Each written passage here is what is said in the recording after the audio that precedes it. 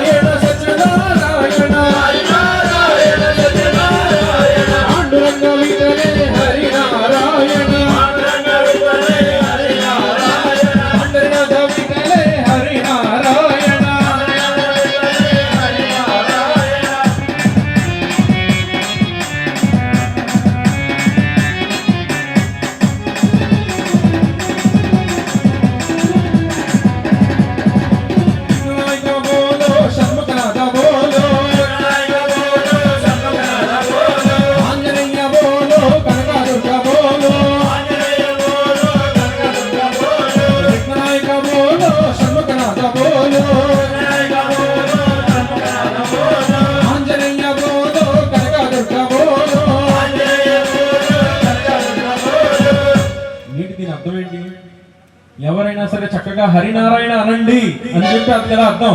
అందరూ కూడా హరినారాయణ